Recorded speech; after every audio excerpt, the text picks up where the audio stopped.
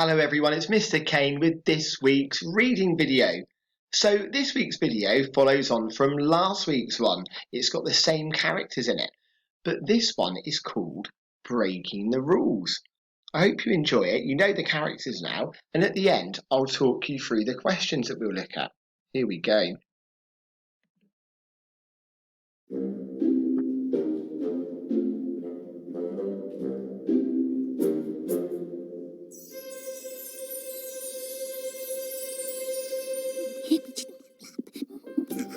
Rosie! Rosie! Who's that? Oh, Dizzy, what are you doing up here? I came to find you. The family have all gone out, and I haven't got anyone to play with. You know you're not allowed in the bedrooms. It's against the rules. Dad forgot to shut me in the kitchen. Come down and play. Meow. Let me have a stretch first. That's better. Oh, hello everyone. Welcome back to 26 Woodside Lane. I'm Rosie, the Lucas family cat. And I'm Dizzy, the Lucas family dog. Oh, and I've just seen one of Noah's trainers. They are so good for chewing. No, Dizzy, that's against the rules too. You'll get into trouble. Mum and Dad will be really cross. Why do you keep talking about rules? Because there's been a lot of discussion about them in the Lucas home this week. Oh, yes. It started when Molly came home from school with a very sad face. Mum asked her what the matter was. I was lying in my basket pretending to have a nap, but I heard it all. And I was sitting on the windowsill listening too, watching the pigeons in the garden and thinking I'd like to bring one of those back through my cat flap. Which would definitely be against the rules. Meow. Now, our Molly Lucas is a big chatterbox. She can't help it. But there's a time and a place for chatting at school, and it's not during a numeracy lesson. Miss Fuller, the teacher, had asked her to be quiet more than once. She had even written her name on the board, along with Hannah and Tarek. That's a sort of warning to settle down and stop disturbing the class. Molly told Mum that at lunchtime she'd been so determined to carry on chatting to Hannah that she had pushed into the lunch line just as Miss Fuller was walking past. And that's against the school rules. Uh-oh. Molly had to miss some of lunchtime play and sit in the classroom with her teacher practicing her spellings. Meow. Later in the week, Noah brought his two friends, Carl and Morgan, home for a play date. It was a horrible wet day, so fun in the garden was out of the question. It was the perfect time to bring out the board games. They started with Noah's favourite game. You have to get all your counters round the board from the starting square to the home square as fast as possible.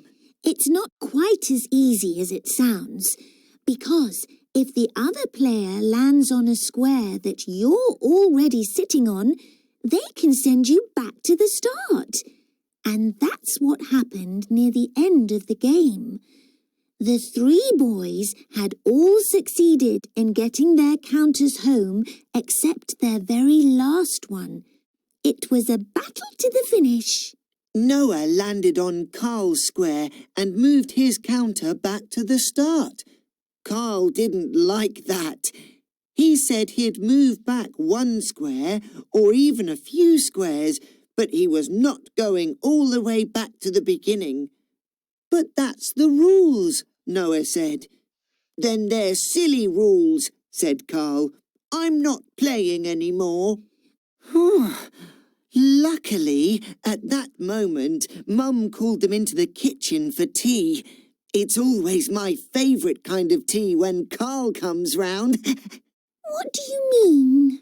Carl is a bit clumsy with his knife and fork, and quite a lot of his tea ends up on the kitchen floor. Result! They don't call me Dizzy the vacuum cleaner for nothing. I don't think you'll be getting any tea today, Dizzy, my friend.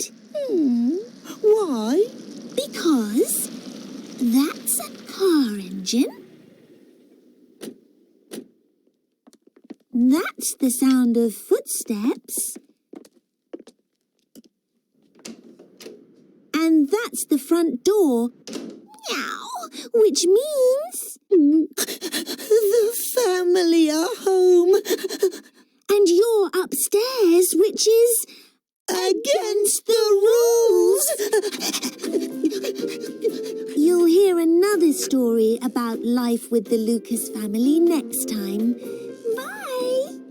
Dizzy, what are you doing up there? Basket, now! Oh dear, it sounds like Dizzy's in trouble. So here come this week's questions. Firstly, who do you think is the best behaved out of Dizzy and Rosie? And then, can you find examples to prove your answer? I'll give you a clue. It's on the first page of the text. If you look in the folder, it's on that first page. Then, can you find 3 examples in the text of rules being broken?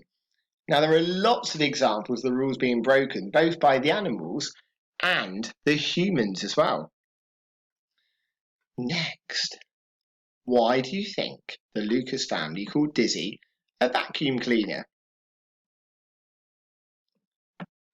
For the next question, choose one of these words to describe Dizzy the dog. Is he naughty, cheeky, bad or fun? Choose the one which you think best describes him.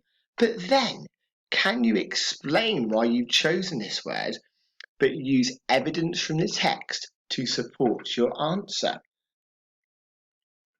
The next question is, why do you think the author has chosen to use animals, the animals in the story, to tell the story?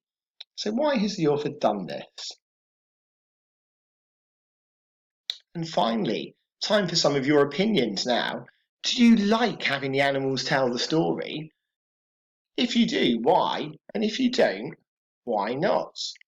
It's a bit of a mixture this week, everyone, of inference questions and retrieval questions, and also some of your own opinions as well. We look forward to seeing those sent to us on the Year 2 email address. Don't forget, a copy of the text and these questions are in the Year 2 folder in the reading section. Thanks everyone, bye for now.